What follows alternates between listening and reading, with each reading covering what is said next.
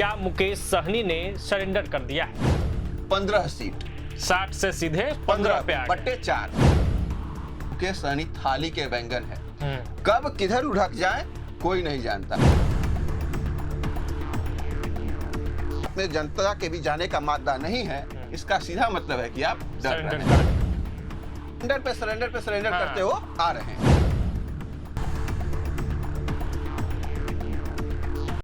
क्या मुकेश सहनी डर गए हैं? क्या मुकेश सहनी ने सरेंडर कर दिया है? ऐसा हम क्यों कह रहे हैं? तो इसके पीछे की वजह यह है कि मुकेश सहनी ने कह दिया है कि वो इस बार बिहार विधानसभा का चुनाव नहीं लड़ रहे हैं। अब इसके पीछे की वजह क्या है? मुकेश सहनी का ट्रैक रिकॉर्ड कैसा रहा है? इन तमाम मुद्दों पे हम बातचीत करेंगे और इन मुद्दों पे बातचीत करने के लिए हमारे साथ हमारे सहयोगी परितोष शाही। बिहार विधानसभा चुनाव की रणभेड़ी बज चुकी जी अब तो चुनाव भी होना है। हाँ। डेट करीब है। ऐसे में मुकेश सहनी जो बड़ा दावा कर रहे थे, उप मुख्यमंत्री पद की बात कर रहे थे, और अब कह रहे हैं कि चुनाव ही नहीं लड़ेंगे। पहले तो ये पूरा घटनाक्रम क्या है, कितनी सीटें उनके हिस्से आई है, इस पे हम लोग चर्चा कर ले और फिर उनके ट्रैक रिकॉर्ड पे जाएंगे। जी, तो 2025 विधानसभा चुनाव जो है बिहार का, इसे लेकर उन्होंने शुरू में ही दावा कर दिया था कि तेजस्वी यादव महागठबंधन की ओर से अगर उन सरकार आती है तो सीएम बनेंगे और मैं डिप्टी सीएम बनूंगा और मेरी पार्टी विकासशील इंसान पार्टी 60 सीटों पर चुनाव लड़ेगी। मतलब उनका अभी एक भी विधायक नहीं है, वो खुद भी चुनाव हार चुके थे। ठीक है। एमएलसी बने थे, तो उसके बाद उन्होंने बिहार सरकार ने मंत्रालय संभाला था, आज वो कुछ भी नहीं है। लेकिन उनका दावा था कि मैं 60 सीट पर चुनाव लड़ूंगा और इस बात को उन्होंने 27 बार दोहराया।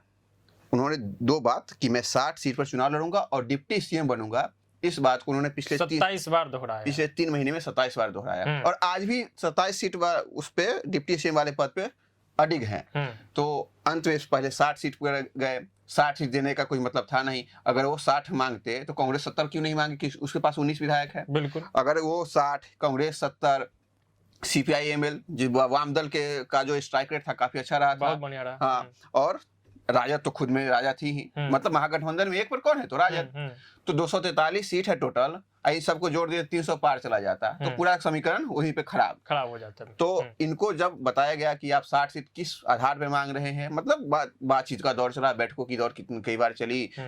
दीपांकर भट्टाचार्य आए, कृष्णा अल्लाह बरुआ आए, राजद से आए, सब दल आए, मतलब खूब बैठक हुआ इसको लेकर। काफी, चूंकि सबसे ज्यादा अगर पेज फंसता हुआ कहीं दिख रहा था तो वो महागठबंधन में ही दिख रहा हुआ है। अभी भी कि महागठबंधन फर्स्ट फेज का नॉमिनेशन का समय खत्म हो गया है और महागठबंधन से सिर्फ कांग्रेस ही ऐसी पार्टी है जिसने उम्मीदवारों की सूची जारी की है। न राजद, न वीआईपी, न सीपीआई, किसी ने उम्मीदवारों की सूची जारी नहीं की है। एक बड़ी बात। तो दूसरा और बता दूं कि ये डिप्टी सीएम का अब इस बार इनको दिया गया है 15 सीट।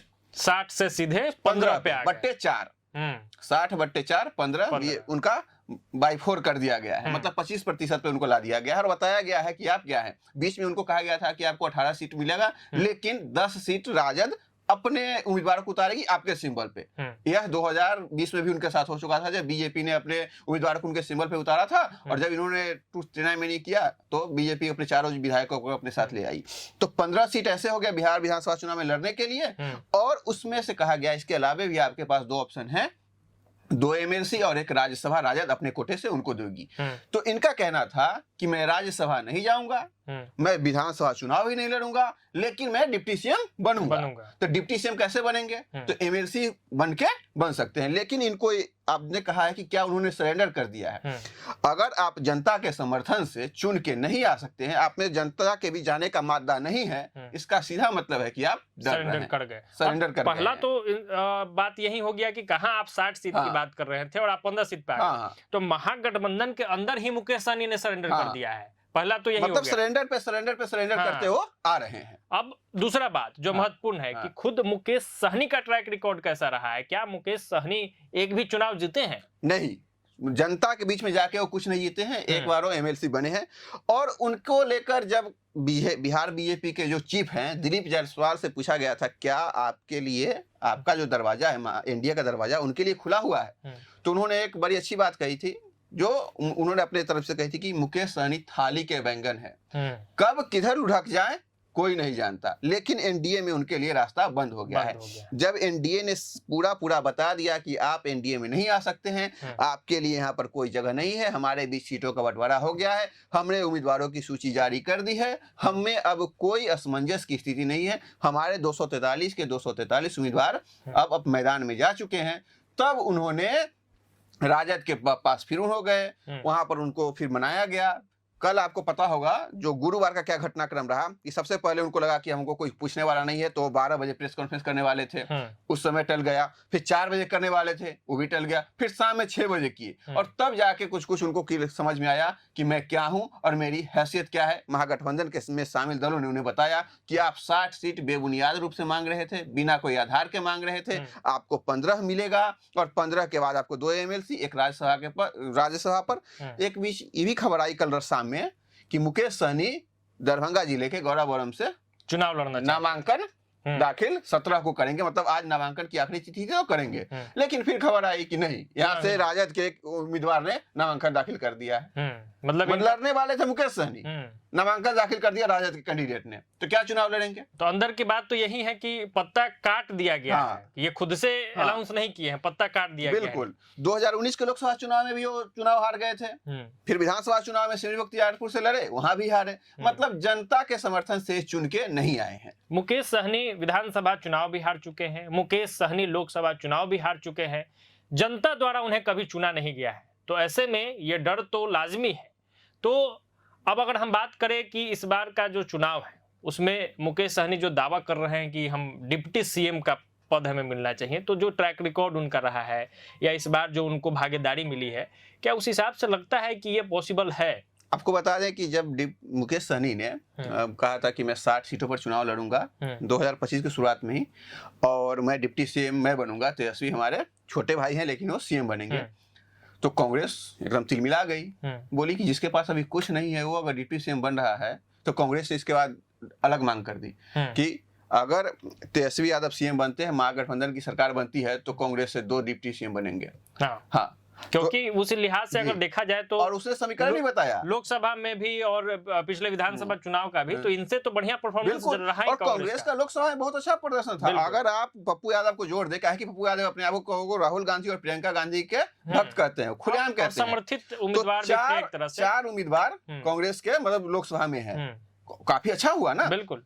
तो इस तरह से तक तो कांग्रेस का कहना था कि अगर महागठबंधन की सरकार बनती है तो तेजस्वी यादव सीएम बनेंगे, तो हमारे भी 2 डिप्टी सीएम बनेंगे, एक मुस्लिम वर्ग से, एक सवर्ण वर्ग मतलब फॉरवर्ड से।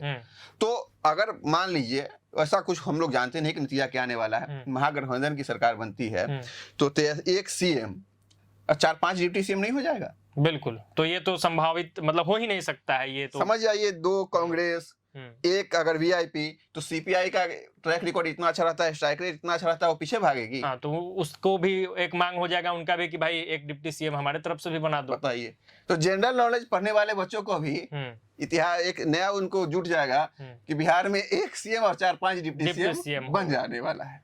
तो इनसाइड स्टोरी ये है कि मुकेश सहनी को महागठबंधन में ही एक तरह से राजनीतिक हैसियत दिखा दिया गया है। जो मुकेश सहनी 60 सीटों की बात कर रहे थे, 15 पे सिमट गए, तो इससे साफ जाहिर होता है कि पहली बात तो मुकेश सहनी महागठबंधन में ही सरेंडर कर गए। दूसरी बात कि उनके ट्रैक रिकॉर्ड को जब आप देखेंगे तो एक भी चुनाव उन्होंने जीता नहीं है, यानी जनता द्वारा उनको नहीं चुना गया है। तो ऐसी स्थिति में ट्रैक रिकॉर्ड के हिसाब से भी हो सकता है कि सर्वे उन्होंने कराया हो, उसमें खुद को उन्होंने आगे नहीं पाया हो।